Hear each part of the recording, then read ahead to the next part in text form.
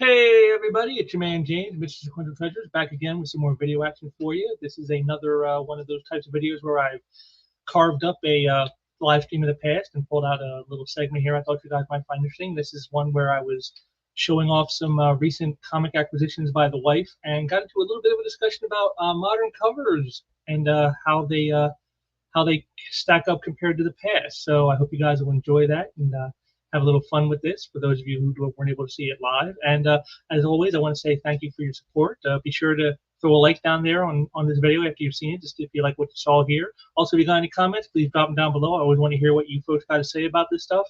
And please, if you haven't already, please subscribe to the channel so that you don't miss all this great content I'm pumping out like mad recently. So do that. And if you have subscribed, please share out some links so others can come in and join us. So with all that out of the way, I want to thank you all again for joining me on this one, and I hope you have some fun with this. So get ready to check it out, and take care. I'll talk to you soon.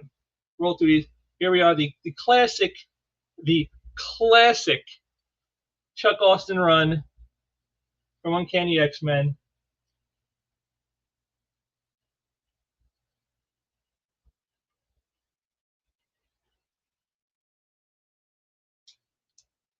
Something you're going to notice about most of these covers is that they don't really represent anything specific of the issue. You know, like you remember covers when they kind of showed you, gave you some idea what to expect on the inside of the book. You're not going to get that here. Most of the Chuck Austin run is just, oh look, here's a character on the cover. Here you go. I mean, this is also where I think they started to get into some of that manga stuff, because you can like really see it with this Juggernaut cover. You know, it's got like that manga touch. You know, you can really see it here. I mean, you know, like look at the faces here, like on Iceman. They're really going that manga route on the covers, which I also think didn't really help very well with the series. You know, being very popular, going with that manga style. I mean, you know, people know about Joe Mad's run and how great that was, and you know, maybe it was, but you know, he still had some fundamentals that were classic comic books, like what you expect in superhero work.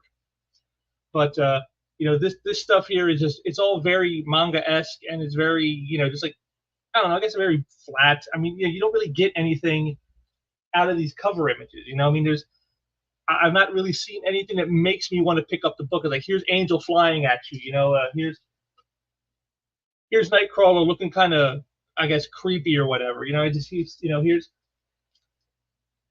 here's Quicksilver running fast. I mean, you know, it doesn't make me go, hey, I got to pick that book up. So, you know, just I mean, again, I'm not knocking the art. It's you know, I mean, I guess for as far as like a manga style, it's not too bad, but it just it just really doesn't, you know, do anything for me. And I think I'm not the only one who feels that way, considering the run was never very much heralded. And you know, the fact that it went on, as you can see here, for so long. I mean, it's almost amazing. You know, oh my God, here you go. Here's one that actually might actually kind of give you a little taste of the story. You know, Juggernaut trashing a city. Well, I mean, you could see that happening. So, wow, a cover that actually kind of reflects the story. Amazing. And the wife is here with me, and I hope you didn't, because if you did, you really got shortchanged. Yeah, you know, I mean, you know, back in the day, like in the '80s, once in a while you'd see a pinup-y type cover, and that's fine once in a while because you know it breaks, you know, it breaks the monotony of just, you know, here's what the story's about all the time. You know, here's a really cool image. That's fine once in a while, but when you do it like every issue, you know, it beats it into the ground. You just get bored with it so much. Here's so again, just here's the team.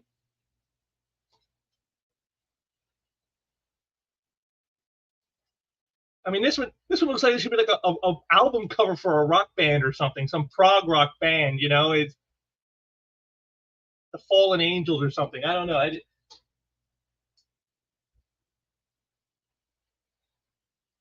See, again, do any of these really entice you to want to check out the book? Are you looking at these covers and going, man, I gotta pick that up and find out what happens? Like, okay, like this one maybe a little bit because you got somebody looks like they're dead and they're screaming. It's like, oh, so somebody dies. What's this? But most of these again, just standard pinup. I mean, it feels almost like the covers were made in mind of like, well, we want to sell the artwork for lots of money, so let's do covers that look like pinups, and I can sell it for big bucks as the artist of this. I mean, it just. And here we are, the final one. Finally, again, just here's Wolverine and Professor X and Polaris, just standing there.